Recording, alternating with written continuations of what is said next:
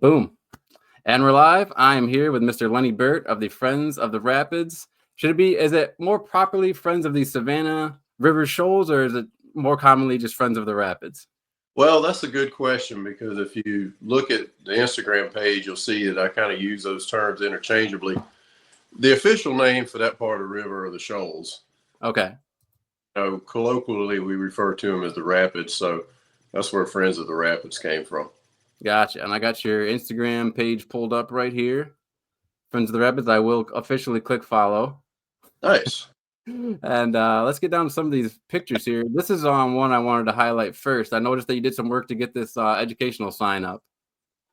That's right. That's in the area called the Clearing. They're just south of I-20 off of the Augusta Canal towpath. Okay. And we work closely with the Augusta Canal Authority on several projects. They've been great to work with, very receptive and really agreeable to some different things we wanted to do. But that was a sign that was put up several years ago. That's actually a replacement sign that was just put in there recently, just so when people are there looking out on the river, they can get a little bit of a feel for, what I'm actually looking at here, because we wanted to make sure that they understood what a special location that was within the Savannah River. Now, what would you say makes it so special? Well, firstly, it's effectively the last of any of the shoals left in the Savannah River. I'm not going to say basin because that includes some of the rivers up north, but what we traditionally think of as the Savannah River, these are the last of the shoals, because over the years the river's been dammed up for different reasons, and a lot of the other parts of the Savannah River like this are gone. So just by itself, that makes it a special area. And then there's also some species that live in this part of the river that aren't found anywhere else in this region. The shoals spider lily is a threatened plant that grows in the rapids. In fact, if you were in the Clearing at a certain time of the spring where that sign is, you could look out on the river towards the South Carolina side and actually see them in bloom. Also, the Bartram's bass is an important and unique fish that lives in this area and that part of the river. So, and beyond that, I just think it's just a very beautiful area, I think, from a personal standpoint. No, yeah, and you mentioned the Bartram's bass. I have a little page up here. In fact, you teamed up with Clemson recently to do a project on that fish, correct? That's right. Clemson reached out to me. Well, let me rephrase that. I reached out to Clemson because I heard that they were doing some work with the bass, and then got in touch with one of their professors and actually led a team of researchers and also a team from DNR through the rapids. And we spent the whole day fishing effectively and took fin clippings to do DNA analysis of the fish. The fish were caught and then they were released, but the researchers wanted to get some genetic material from them so that they could study the purity of the species. Okay. And this particular species of bass is most common in our area here? Well, in this area, that's the only place it's found as far as okay.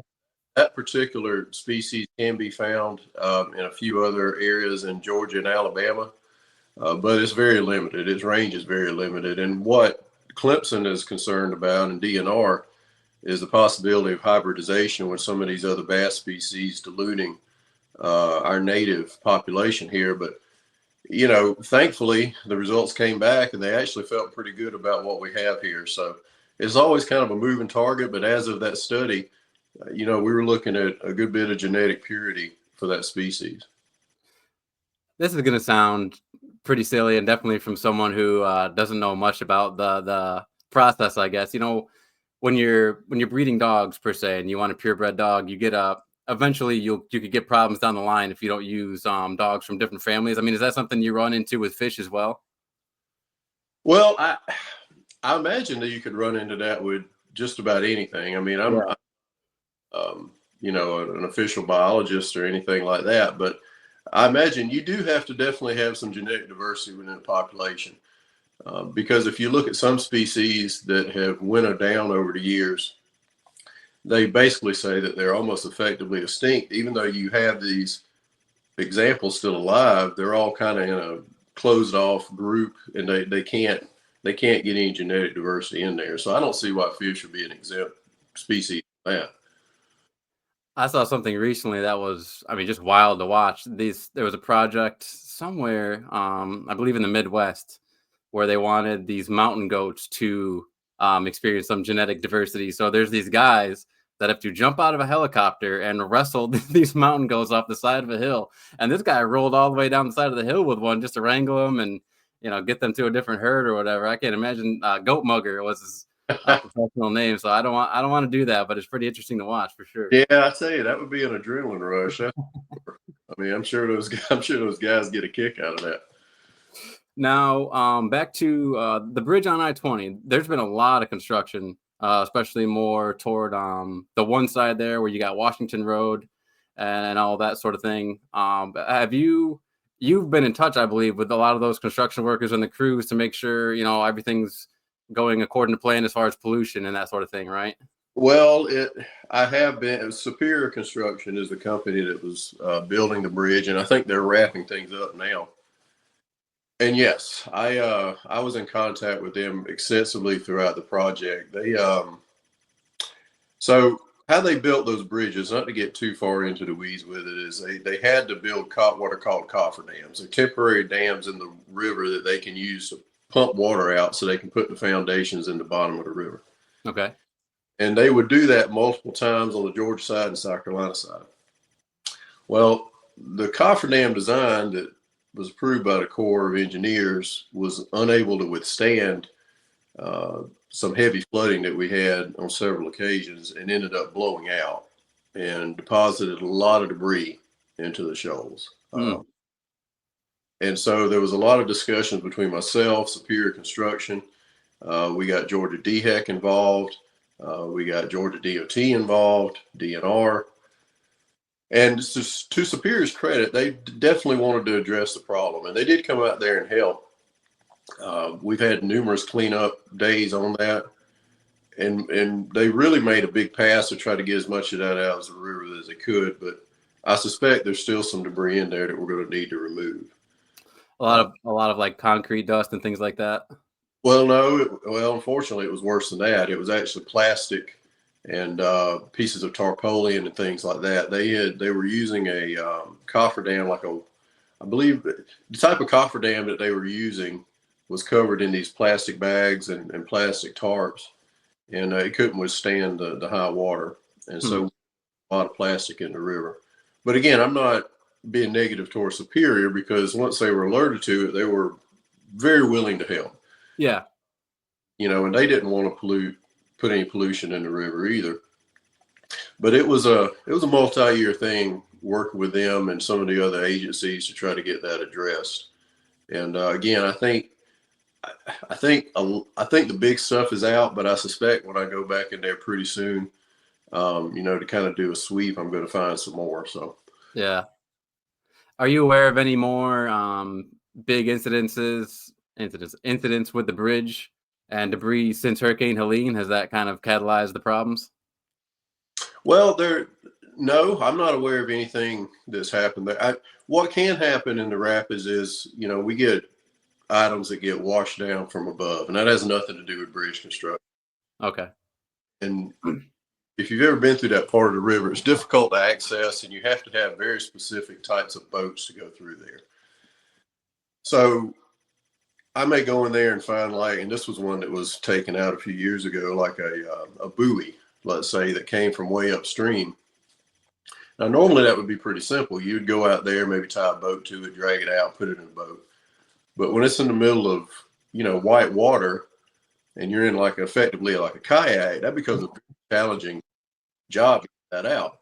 Yeah. So Helene probably deposited some just from the rainfall, but I don't think anything negative would have come from the bridge from the storm. Okay.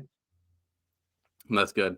And unfortunately, I mean, people are still recovering from that. Plenty of people, and my home was very fortunate to not have enough trees around, to put a hole in the roof or anything like that. But just looking around my neighborhood, it's still a nightmare. People still have a lot of wood out front that unfortunately, didn't get cleaned up in time. And I know the Augusta crews were doing a lot of work as quickly as they could. And then I guess the FEMA funding ran out, so now that creates another issue perhaps with communication and things getting done. So I just hope that can be done all as soon as possible, and this can be behind everyone because it's kind of a rare occurrence to have that type of hurricane in this area. It really is. I tell you, you will hope it's a once in a lifetime kind of storm. And I don't think people that don't live in this, away from this area, I don't think they realize how hard Augusta and the CSRA, were hit by this. Yeah. And I've told people, because I've traveled out of the area since then, and I've just told people, say, man, we got hit really hard. But a lot of people have been working really hard to get it cleaned up, so we'll get there. That's good. Now, if you don't mind, let's dig into a little bit of your background. You said you were born in Barnwell. Grew up in Barnwell, that's right. Okay. Now, what high school did you graduate from? Well, I graduated Barnwell High School. I lived in the country between Barnwell and Williston. My parents still live there. But yeah, class of Barnwell High there, and had a good childhood. Spent a lot of time out in the woods, so that was good. How has the area changed, and how has the CSRA in general changed since you were a young and graduating from high school? Well, I don't have to tell everybody we're having a lot of growth right now. You can just ride around the North Augusta area. I live over in North Augusta, and you can just see the development that's coming in. People wanting to move to this area, and I think it's accelerated in the last few years, to be honest with you. I've heard some theories that it's still part of the Cyber Command effort, that, it's just now starting to get rolling, which makes some sense. Yeah. I would probably say just the increase in population is the biggest change, for all of us who've been here for a period of time. Yeah. I've talked to a number of people familiar with Grovetown who are still amazed at how it just used to be all pastures, and now so many housing units over there. Yeah, for sure. Now, SRP Park was a huge project for North Augusta. Did you have discussions with anyone down there as far, because it's right on the river? I wasn't sure if that was something you were concerned with how they were going to build it or anything like that. Well, I've had different, not specifically about SRP Park. I think North Augusta's done a good job with the Brick Pond area, trying to preserve that in a natural state. And I have an initiative going with the city. I need to circle back around to it to try to see if we can preserve some of the parcels that the city owns. North Augusta owns quite a number of undeveloped pieces of property throughout its board and within its borders. And I had approached council about that before the hurricane hit, and now it's time to circle back just to see if they can, maybe put some of those properties they have in some type of land trust or conservation easement, just to keep them in a natural state. What inspired you to start Friends of the Rapids? And I mean, what were some of the challenges in the beginning, even from just, were you familiar with making an Instagram page and social media, things like that? Like, what were all the challenges and the things you really appreciated about the starting of Friends of the Rapids? Well, I was not, I was new to Instagram when I started when I started Friends of the Rapids. And, it's been a little bit of a learning process to try to reach people. The algorithm's always moving online.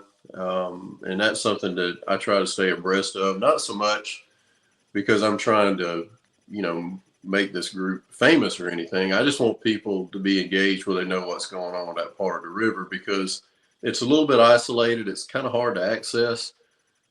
So it's kind of out of sight, out of mind sometimes. Yeah. But, probably just going down there. I started in the rapids fishing years ago.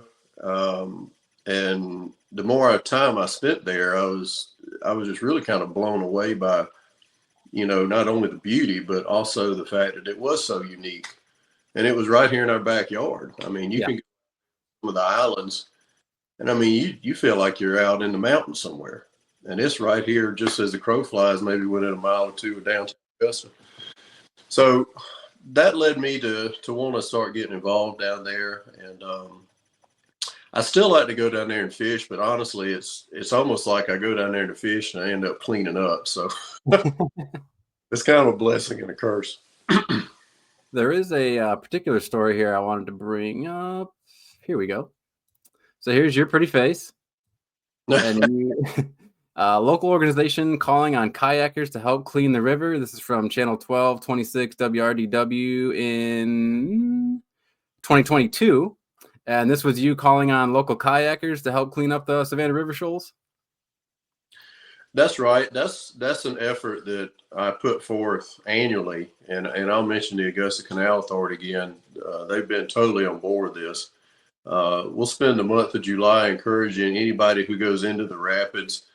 If you see something that you can take out of the river to help clean up, grab it. A lot of times people are on bodies of water and maybe they're just enjoying a nice day, relaxing, and that's great. But because it's so difficult to access, sometimes those kayakers are the only people who are going to be close to some of this debris that needs to be removed. So it's just really calling on the public and people who are going to be there just to see if they can help out a little bit. How's that been going? Have you noticed that being pretty successful? Well, I think it's successful. There's a hashtag set up for Instagram for it, and we'll do it again this year. Just to encourage people to get out there. But I think it's been successful. Yes, that's good. We had someone I was friends with in high school started a program during the pandemic to clean up the local area. You see tragedy, things like that, and it was very interesting to watch because people had more time to think about things. I felt like it really had an impact. And then, once everything went back to normal, it's kind of in the back of everyone's mind. So it was almost like, you hate to think about blessings during such a wicked time when everyone was trapped indoors and worried about their lives. But, some social things like that, just being more aware of your surroundings is something positive that came out of it. And people did really get engaged with their natural areas, I think, during that time, because like you say, they were limited in some other options. And so they'd go for a hike or, maybe they go paddling or something like that. So as long as some of them are still engaged, some people, it would have been a net positive, I believe. Now, are there like monthly events, annual events, things you'd like to set up for the Friends of the Shoals or Friends of the Rapids? Well, there's not so much a monthly event. Like I mentioned, Clean the Rapids is an annual thing that we try to do. Just some more engagement from people. It would be nice to have something a little more organized down there for cleanup and just to show people around, just to make people more aware of what we have. One effort that's been going on out there that has been a really good thing is actually coming from the researchers at Finnissy Swamp. I had mentioned the Rocky Shoal spider lily earlier and how it was a threatened plant. Well, one of the researchers out there has actually been conducting a study in the rapids where they're trying to increase that population. And that's been something that's been organized through Finnissy Swamp that, I've supported as best I can. And that's been a real good thing for us. And they get some good results from it. And that's that flower right in the center there, correct? What's that? That lily's right in the center here, correct? That's it right there. Yeah. It needs swift water, and really what's hurt its population in the rapids, believe it or not, are the deer. Really? Right. Because when they're not blooming, it's just this green plant coming up out of the rocks. And it can be a tasty morsel for a passing deer. So some of the populations, they've gone away just for that reason. That's wild. Now, I think maybe it was in this article here. Let me give credit to Augusta Magazine and the author here, Brian Panovich. Maybe it's Panovich. How was that? How was it getting approached by the magazine, and how was that whole process? Well, that was good. Brian was great to work with, and if you look at the article, he certainly has a way with words, and it was nice to get that publicity. And again, I'm not doing any of this trying to increase my personal brand. I just want people to know what's there. I mean, you take that picture that you had just pulled up right there. Well, who would think that was just a stone's throw almost from, an urban area, but it is. Right. So it was great to get that in there, and I was very thankful to Augusta Magazine for doing that article.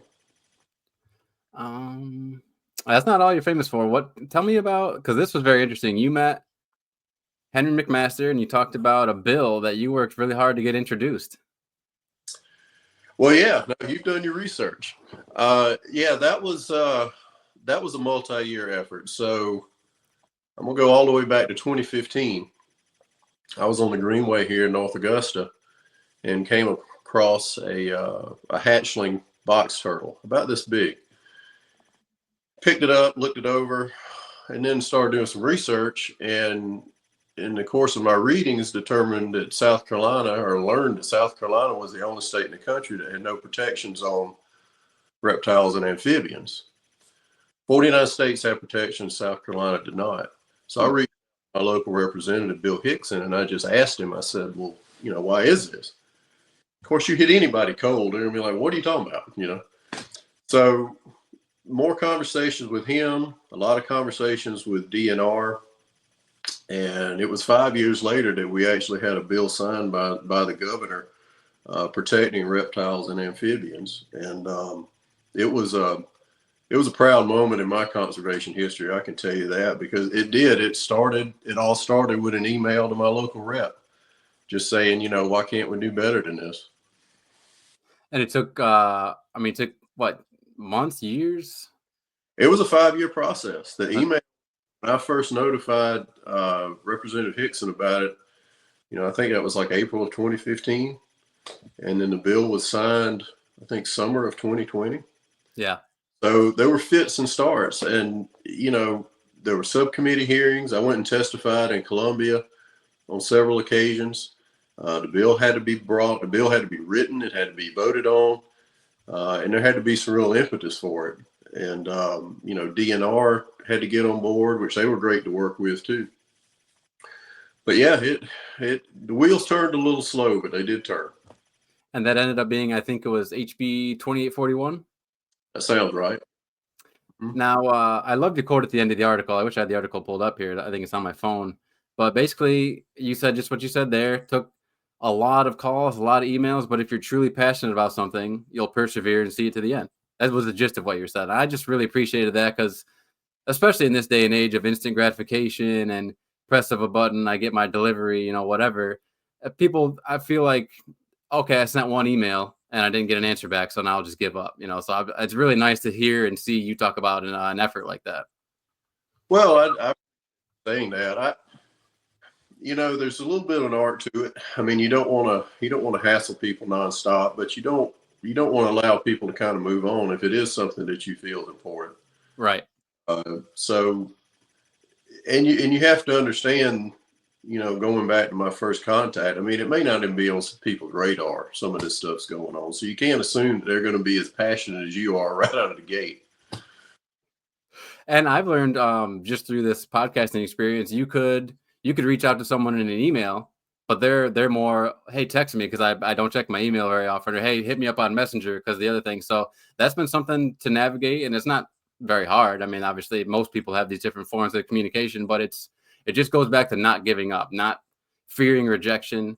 And if you really want to talk to someone, there's someone with the Healthy Communities Augusta underneath the Savannah River Keepers who I've been going back and forth with, and it's just a matter of, hey, I don't use my email very often, so just text me, and I just found it that way. So if you just understand that, people don't have it out against you, and it's not so hard and intimidating if you just approach most people like your friends. And I feel like you and I are going to be, if not friends, good acquaintances by the end of this conversation. So, and it's just been so nice. And I imagine with you meeting all the different people that you've met along the way and having to do these speaking engagements, I imagine you feel more connected, more like a better communicator after all that. Well, it certainly doesn't hurt. And, when you are talking to these different groups, you have to kind of think about what their priorities are, right? I mean, an elected official may not have his number one goal, protecting 5-line skink. Yeah. But thinking about things kind of from a global standpoint of like, all right, we have this going on, just elsewhere in the state, and this could kind of fit into it. But yeah, it definitely helps you, I think, communicate with people. And, I'm happy to go speak with anyone at any time about these topics. In fact, I'm speaking to a garden club next week about conservation issues over in Augusta. So okay. Have easel and have slideshow will travel, I guess. That's awesome. I had this one article here that I was curious about. It goes back to the bridge replacement, but it's from 2017. I don't know if you wanted to touch on it real quick because the title is kind of interesting to me. It says this from the Augusta Chronicle. Mr. James Folker, residents quiz DOT about bridge replacement, bike lanes, environmental concerns. Do you remember this article? I think that was, if I'm correct, that was the meeting they had at the Welcome Center on I-20 in 20. Okay. Is that right? Yeah, people brought their questions to a public session on replacing the Interstate 20 bridges. Right. Yeah, and I think they quote me in that article actually. Yeah. I do remember that meeting. That's when they were doing their public hearings before they started the project. And I went there with various questions, kind of loaded for bear because I didn't know much about what their plans were. And to their credit, they ended up addressing all of my questions. And it came from DOT, and I think I keep calling them DHEC in Georgia. It may just be the EPA in Georgia, and I think the Corps of Engineers were involved. But they certainly answered all questions in the document they sent out eventually after that meeting. Okay. And there's going to be bike paths and all that sort of thing. Are you familiar? Because I know they have the walkway down by the Augusta Canal. Are there going to be big changes upcoming to that? Well, so that's we're kind of moving into more current events, I think. Well, there's going to be this change. Augusta Richmond County, I think, recently announced they're going to go forward with a pedestrian bridge over the canal from the apartment complexes over behind Topgolf. Okay. And they had been discussing that for some time. Well, I think they've actually gone ahead and given it the green light. So that way people will be able to walk across the canal and access the towpath. And it's going to be in the vicinity of that clearing area. And I've been speaking with the Canal Authority about that because, and again, to their credit, I have concerns about more trash getting in the river. The easier it is for somewhere to access, unfortunately, trash follows. Yeah. But they're saying they're going to put out additional trash receptacles and signage. So we'll hope for the best. But that's really the only change I see coming. They're still in repair mode down there. Okay.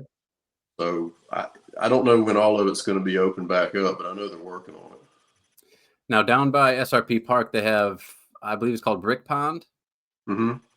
How do you like to go down there often? And do you know of any, are they going to keep that the way it is for a while, or do you think there's changes upcoming to that as well? Because I know that whole area is being changed for businesses and residences and things like that. I don't think there are any plans to change the Brick Pond Park. I'm not aware of any. Okay. Said earlier, I give the city a lot of credit for keeping it the way it is. It abuts the Greenway, which is nice. Yeah. Some local photographers over here that, take a lot of pictures down there, some video, and put it online and do a really good job with it. So I don't think it's going to change. I like going down there because I'm originally from up in New York, up near Syracuse. So anytime I send a picture of a gator to anyone back home, that's all they can, it's all the thrills. It's all the rage. Yeah, well, there's definitely one or two that live in there, and I got close to her one time years ago in my kayak. I think she was protecting her nest, and I backed out of there. Now I've heard there's my wife and I have taken the kayak trip down the canal once, and the guide down there did say that they're aware of at least two large gators in the canal area. Well, the alligators move. I mean, they're not static. Yeah.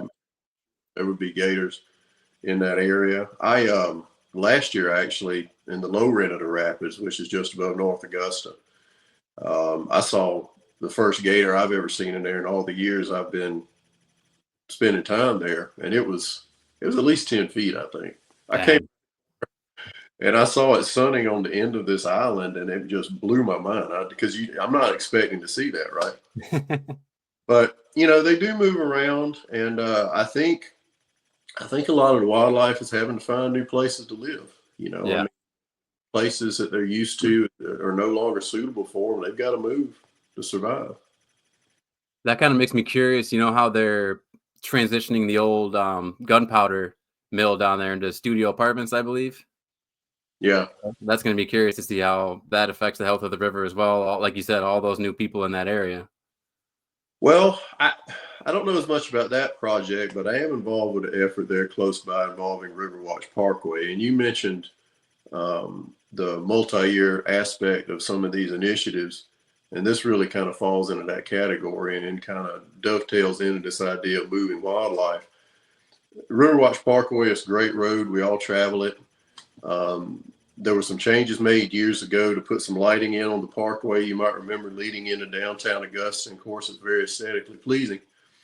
But the issue is when they did that, they built the barrier, a concrete barrier in the middle of Riverwatch Parkway, which effectively closes off that whole area for any small animals to travel from the riverside to the canal side.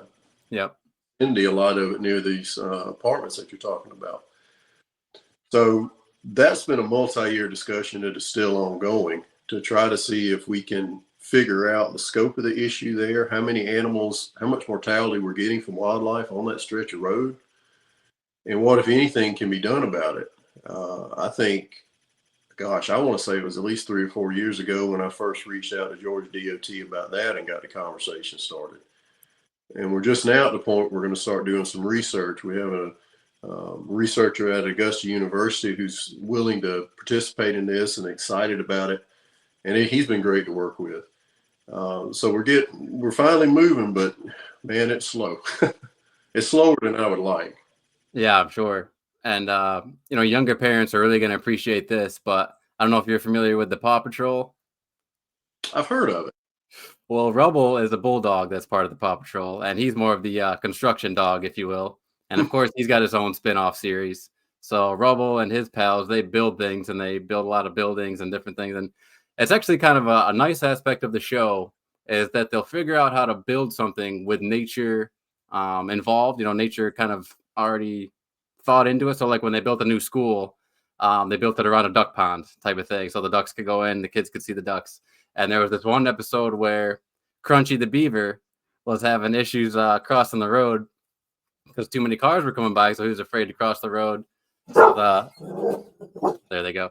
So, so the Paw Patrol and Rubble, they ended up building a natural bridge that was supposed to be good for Crunchy and all the other animals to just, learn how to use the bridge and cross the road that way, which, in your head as someone who's an adult, you're like, the animals are going to walk right around that bridge, go to the road and get ran over. But it's also not a bad idea to dream. And, things like that may be effective in the future if we can figure out a way how to, kind of harness the animals into that sort of transportation mode.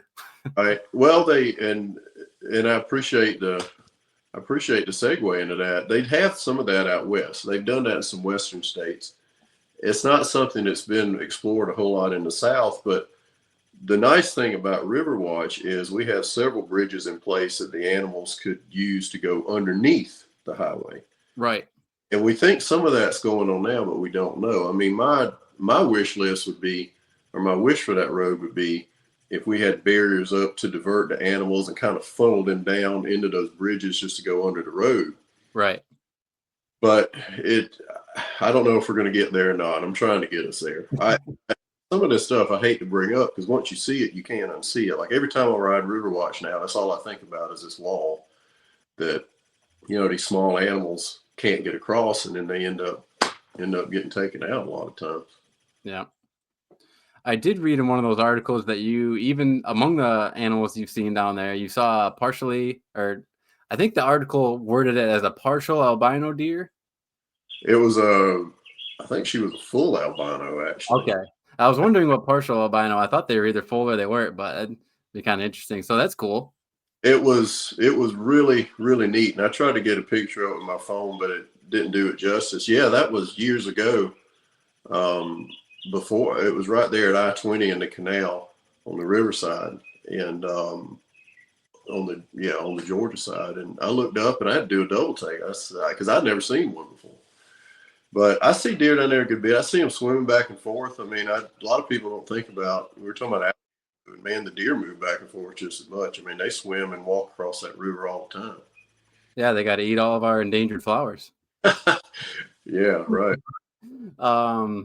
Did you see BBC had a special recently about how the nuclear plant was like how the alligators in the area were coinciding with the nuclear plant. Did you see that at all? I didn't see that specific article, but I'm guessing the gist of it is the adaptability of nature, at least some species, and it might. Okay, maybe something to do with the warmer temperatures from the plant, maybe.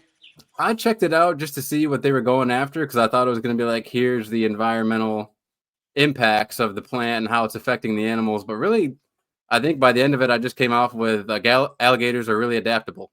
I think that was the message of it. Yeah, a lot of wildlife is. They just need time and Yeah. they where to live. I mean, the biggest challenge facing all of our wildlife, probably worldwide, I'm going to say, but definitely in this area, is just habitat loss. So if they have a place to live and they have some time to kind of adapt their habits, a lot of times they'll be okay. But Yeah. if you take away their places to live, they don't have a fallback option, man. Well, that's actually thank you for the segue there because that's actually a really good transition among the industries I'd like to talk about because I don't just want to. You made a very good point earlier. I don't just want to crap on these companies and businesses who may truly be trying to address some of the emissions that they have and things that maybe were not addressed earlier by a different CEO or a different president with a different vision. But some of these companies, I feel like, do have more of a green initiative than we want to give them credit for. But the thing I wanted to highlight, and you talked about land clearing, and obviously this is a huge um, thing for Augusta, the environmental impact of golf courses. Have you ever looked into? I'm sure all of the information is kept, close to the chest at the national. But have you ever heard anything about like, do they give out reports on pesticide use and water use and things like that? I'm not in the loop on anything that would go on out there. I mean, what I'd try to make people think about whenever they're looking at changing land use is there some kind of way you can keep something for wildlife?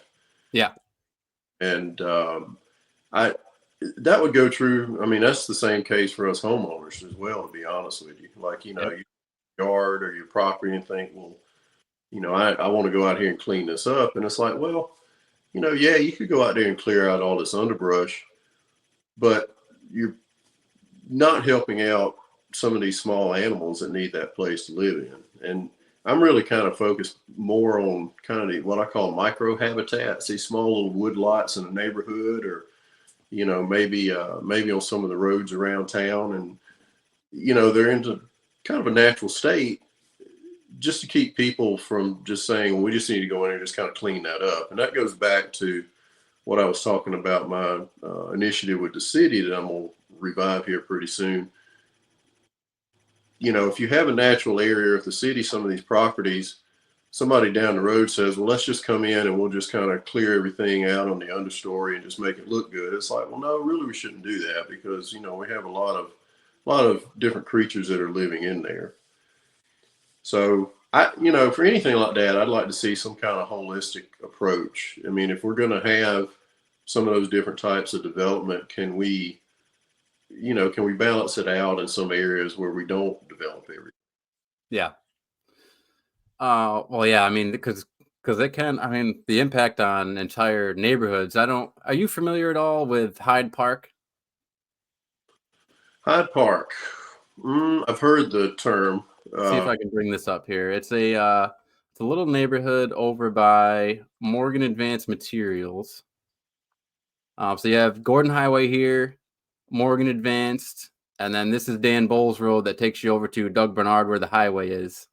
And Okay. then this entire neighborhood right here, from what I understand, used to be at least a few houses and residences in a functioning, neighborhood. And now that's just all just abandoned, and they've been using it for wood piles, keep all the wood from the hurricanes. I wasn't sure if you were aware back when that neighborhood, like when people used to live there, if that's been the case since you're aware of. I haven't been in the loop on that. Like I say, I'm familiar with the term and I've heard of Hyde Park, but I haven't been involved with any of the efforts over there. Okay. It Yeah, I was actually, it's kind of rare for any neighborhood, I think, to go backwards and end up, kind of devolving back into a natural state. I mean, once the neighborhood's there, generally it's there from here on out. yeah.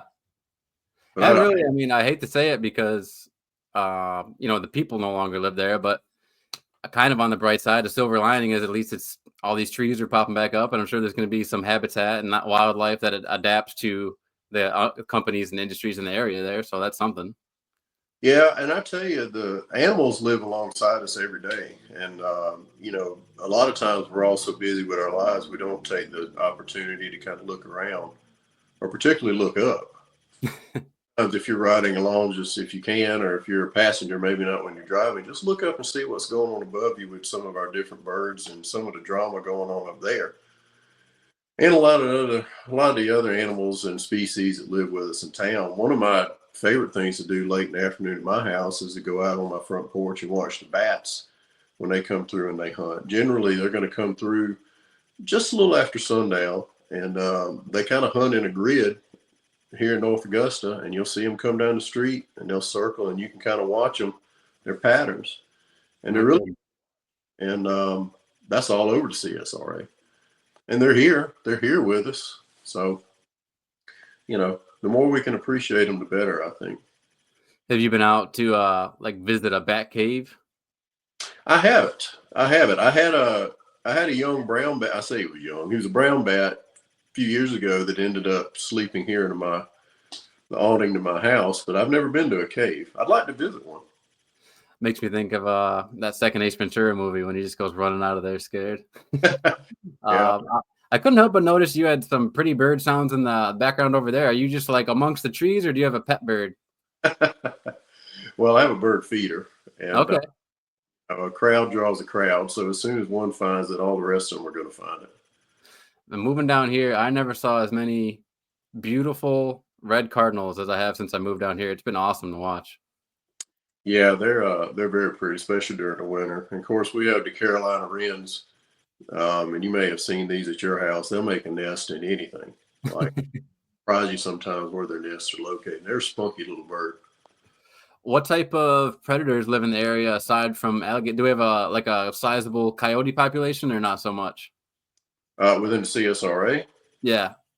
I'm sure that we have some coyotes. I mean, I haven't come across any. I tell you, one of the, and I mean, I don't say this to be controversial, but one of the challenges for our small animals are cats, outdoor. Mm, yeah, Um, absolutely. Number of lizards and tree frogs and birds that get killed by outdoor cats. It's kind of staggering when you think about it. I Uh, mean, I'm somewhat thankful for not having any rodents in my house, but I mean, there are just swarms of feral cats in the area. I know that's why. and I like cats. I like cats and dogs both. In fact, my parents have a cat, so does my sister. But you have to think about when you let them outside. And I mean, I'm not knocking cats because that's their instinct. They're hunters. I heard Yeah. a statement a while back that I thought was kind of accurate. It said, cats aren't really fully domesticated. And if you kind of think about it, that's kind of true because Right. any home devices can still survive. And I mean, I admire that about them, but you just have to think about the impact of letting them roam around free. I mean, that's what they do. That's what they're built to do. And probably from a small animal standpoint, that's that's the largest predation threat that they face. Yeah, that stat I believe I've referenced Joe Rogan podcast a number of times here, so anyone who's heard me reference it before, forgive me, but I learned through that podcast that I mean just household domestic cats are like some of the most successful predators out there. As far as ground nesting birds, lizards, like you said, it's unbelievable the amount of prey they can take down. They, well, they're very efficient. Like I say, I admire their hunting skills and their natural abilities, but it comes at a price, and unfortunately, our small wildlife friends pay that price sometimes. Um, I wanted to go over real quick your Facebook page here because you have some awesome pictures, my friend. Well, thanks. That's kind of more my travel blog than anything. Yeah, so we got a Florida snapper fishing trip from 2021. We've got a Peru duck hunting trip in 2021, and then we've got Oregon fishing trip. I know there's more. Kansas duck hunting. I mean, what of these places? What was your favorite so far? Oh, there's McMaster. There it is. Okay. Yeah, that was the Bill signing. I always say my favorite place is the one I haven't been to yet. I like, I like them in different ways. I can tell you the food in Peru was fantastic. Um, Very fresh, which is it was a real surprise to me when I got there, just because I didn't know what to expect. Their ceviche was very, very good. Um, Scotland was a beautiful country. Over there, it's like everywhere is a postcard. Everywhere you look is like a postcard. But I mean, I'm as excited to go to a new town in Georgia I've never been to as I am to get on a plane to go across the ocean. And this is something that I think plenty of people understand this, but I think a lot of people who would call themselves environmental activists don't understand how important hunting and hunters and fishers are to the conservation game, and that you guys really do want to keep a healthy population of fish and deer and other wildlife out there to hunt. You're not just out there to burn the world down. I mean, maybe if you wanted to expand on that for a minute, have you ever come across anyone who says, how can you be a conservationist and a hunter at the same time? It's a fair question for someone who's not familiar with either, and I'll be frank with you. Sometimes it's something that I struggle with. But I don't come from it from the standpoint I want to conserve these animals just because I have more to hunt. Yeah. The more I've participated in sportsman-like activities, the more respect I have for these species, and I'd like to see them thrive even if I don't hunt them. Yeah. Um, for instance, I'm a quail hunter, but I would be just as happy just to have the quail population. Now that I know more about quail and the challenges they face, even if I never hunted another quail again, I would like to see their population increase. So it is. I mean, the nice thing about fishing is generally, it's catch and release. Of course, you can't do that when you bird hunt. I would if I could. So, Just knock them down with some rubber bullets. but for some of these places outside the United States, I mean, they really have to have a financial incentive to protect some of these resources. Yeah. That's a lot of people in the U.S. don't understand. They see some things on TV, and I was the same way until I went to some of these places. But then when you go there and you get the scoop, like you get the on the ground view of what's going on, it's like, well, look, if they didn't have an interest in hunters coming over here to pay to do this, they wouldn't protect any of these animals. They'd all be gone. Yep. So you have to think about it sometimes a little bit differently than what you're used to from a conservation standpoint. Yeah, I mean, particularly Africa, I believe is really big on that. I mean, people who want the rhino horns for different reasons. Geez, I mean, shark fin soup. You could probably go down the line of all the different animals who get the low end of the straw, the short straw on that. It's some of it's very sobering. I have a soft spot in my heart for rhinos, and I have no personally. I'm not a big game hunter. I don't have a desire to hunt, any of the big Africa game. But the thing to remember, I'll take the elephant as an example. Okay, so the elephant used to live in a big area. Well, a lot of that area has been turned into farmland, so the elephant's now in a much smaller area. Well, the elephants still reproduce, but they don't. There's something in wildlife called carrying capacity of land. So all of a sudden, you have a number of elephants on a small area that can't support it anymore. So you have to end up taking the numbers out. So you have to decide: are we going to allow the animals to have all of their habitat they used to have, or are we going to try to manage them in the smaller area that we've kind of pushed them into? And that's something that the people in the U.S. don't necessarily see if they haven't been over there. And I'm not knocking people. I mean, how many people think about elephant habitat during the day? But that's the reality of that. You'll see some of these pictures, and they look very dramatic. And they do look dramatic to the uninitiated, but then you think, well, this was done in accordance with sound biological practices. And you're actually doing this to try to preserve what you have and reduce starvation and so forth. I mean, on that subject, it's the transition is gonna sound silly, but you'll follow where I'm going with this. When you visit a place like the Columbia Zoo, the Atlanta Zoo, if you go to zoos, what are your thoughts on zoos? Is it more positive because these animals are being conserved, or is it more negative because you see the type of environment that they're living in? Well, it's a timely question. I visited the San Diego Zoo at New Year, first time I'd ever been there. And of course, it's world famous and renowned for its habitats. And that was the first time I've been at the zoo in quite a while, probably since the signing with McMaster. Um, I think it's important that people have exposure to some of these animals so that they have maybe a mental stake in their preservation. Yeah. And it kind of ties back in. We were talking about the rapids. If it's all theoretical, it's easy just to kind of think, well, who cares? Yeah. But as a kid, if you'd gone to the zoo and maybe you had seen, an ostrich for the first time, and then all of a sudden you're like, well, I don't want to see the ostriches eliminated, And I know they do a lot of research. Now, they're different levels of zoos. You see some of the zoos, particularly in some of these other countries, where the animals just don't seem to be taken care of, and you don't want to see that. Yeah. And I know enrichment's a big part. So, there are points for and against them, but I tend to think overall they're a good thing if they're managed correctly, because they do a lot of research. They're kind of in the forefront of some of these species that are really kind of on the brink, trying to get some breeding programs in to expand the population. I mean, cheetahs, you may not realize this, but cheetahs are actually threatened. I mean, you think of the cheetah and you think, oh man, there's always cheetahs around. Well, not necessarily. Their numbers have really dwindled. And a lot of the zoos are involved in that effort to try to keep their numbers stable. I can imagine you don't have a big soft spot in your heart for someone like Joe Exotic, or someone who keeps those exotic animals in a small little backyard type of place. Well, I try not to get involved in that too much, but he certainly was a worldwide phenomenon a few years ago. I don't.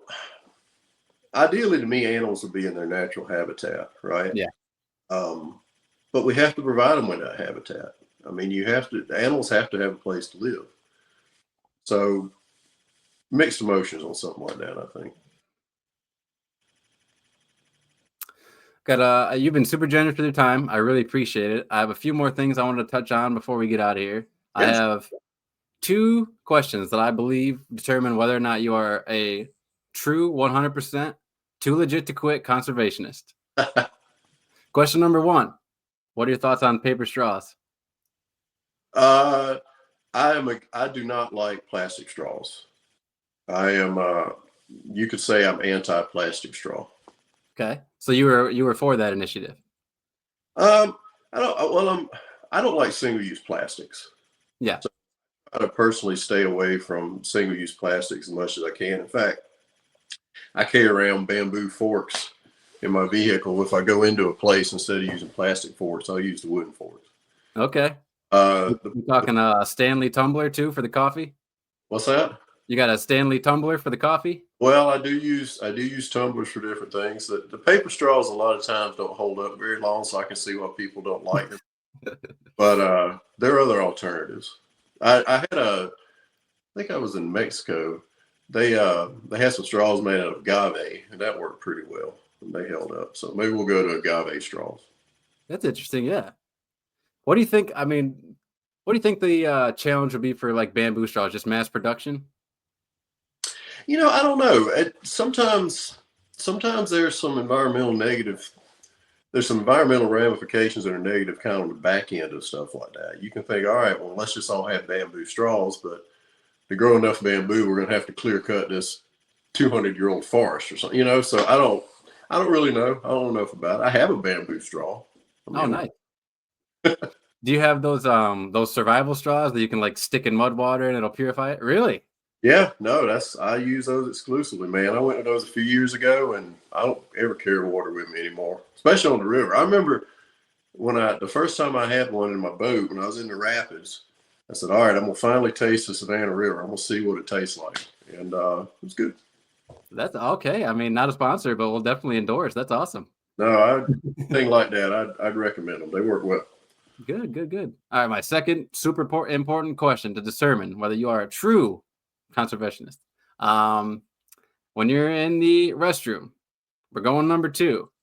Are you flushing the wipes, or you don't flush the wipes, do you? You go with the dude wipes? I don't know about that, but I will say that I've been overseas and had this experience with the bidet before, and I think that's something we should use in this country. Oh my goodness. You are preaching to the choir. I wasn't sure if I should mention it or not, but since you brought it up, I got one this last Christmas and trips to the toilet just haven't been the same. I mean, it's such an easier process. Anytime you try to go without the bidet, your rear end's just kind of like, hey, what are we doing? We're not used to this anymore. So it's a good feeling. Hmm. Especially for a guy like me. I don't know. I can imagine you have the same problem, but I know I do. I have less hair up here, if you know what I'm saying. So it just becomes a real problem. Mr. Birt, I truly appreciate your time. Thank you. If there's any final thoughts, maybe any other groups, people you'd like to shout out that you've come across along the way, maybe someone you'd like to have come on the podcast that you'd like to shout out real quick before we get out of here. Well, I appreciate you having me. And I think there are other groups that are kind of working in this environmental space and or conservation space. I consider myself more a conservationist than environmentalist. But I think giving them an opportunity to speak is good. Again, Fantasy Swamp, they do a lot of good work. And I mentioned the Canal Authority, they've been great to work with. Most everybody, most people aren't anti-conservation. They just don't know, or maybe they just can't fit it in to their schedule. But a lot of times when you talk with them about it, they generally kind of want to help things. So thanks for giving me a chance to talk through this. If I can ever answer some more questions, let me know. No, I truly appreciate it. And I just, sorry about the silly goose time at the end there, but I figured I'd lighten it up when we were wrapping this thing up. I actually, one more thing, because I did promise the people in the comments section there on that post that I would ask one question. And if I don't ask this one question before we get out of here, I'll be vilified. The air quality in Augusta is pretty hit or miss. And when it's missed, it's bad. It's really bad. And I guess Augusta has some of the worst particulate pollution in all of the nation, and especially in the Southeast. Are you familiar with what exactly? Is it more industry? Is it, some people are saying because we lost a lot of canopy coverage in the hurricane that's contributing? Would you say it's a mix of both or more one or the other? Well, I'm certainly not an expert. I would have people remember that, we live in a valley. So Yep. you the fact that Augusta, is on the river, and so is North Augusta, and things tend to settle in the valley. If you go up to Clarks Hill or Lake Thurman and drive across the dam, you can look down the river and you can see exactly what I'm talking about. So that certainly doesn't help things. And of course, there's different things that go on throughout the year. Like they'll have some of the controlled burns out at Fort Eisenhower. Uh, over in Aiken, they'll do some of that. And I know that can be a challenge for some people. Of course, our policy is coming up, but I'm not an expert, but I would say that, and I'm not even really a layman on it, to be honest with you, but I would say the fact that we're kind of down low by the river doesn't help things, because it's not as easy for some of that to clear out of here.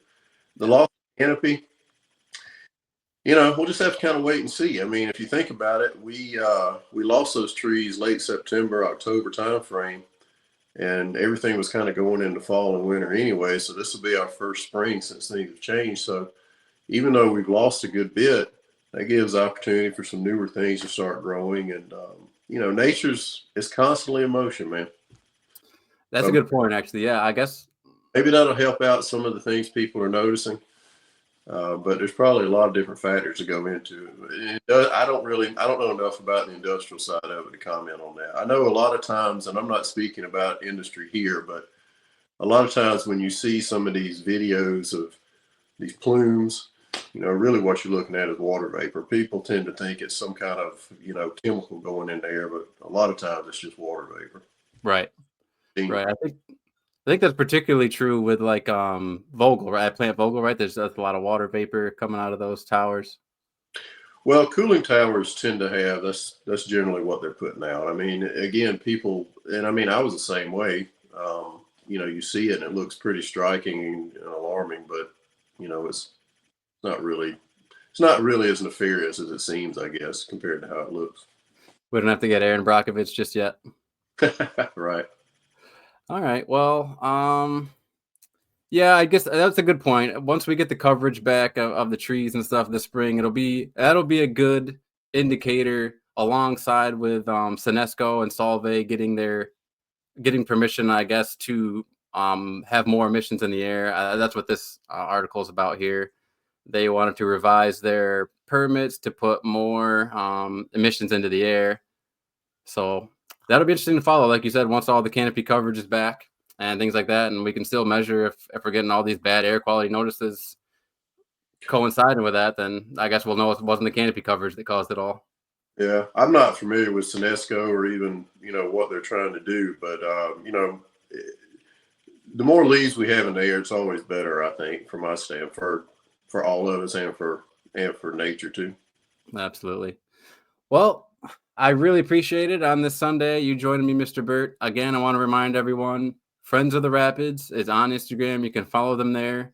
Is there any other way? Like, did you want to put out is there like a Friends of the Rapids email, or should people just try to get a touch of the group through Instagram? Instagram's the best way. I mean, and, that page will be more active pretty soon. It tends to be most active in the spring and the summer. Okay. That's river the most, and the postings, the frequency of postings increases. But I'm regularly monitoring the page, so that's the best way. You can just send a message, Friends of the Rapids, through Instagram. If you have any, if anybody'd like to get involved. I'm glad you didn't have a TikTok account get shut down or anything like that. No, I haven't cracked down on TikTok yet. All righty. Well, thanks again, Mr. Birt. I will be ending this recording momentarily. And listeners, appreciate you guys. Keep an eye out on the YouTube page, the Facebook page, all that stuff. I am not as active on Instagram, so don't follow me on Instagram, but I'll be on X and I'll be on Facebook and YouTube. So see you guys there. Thank you so much. And until later. All right.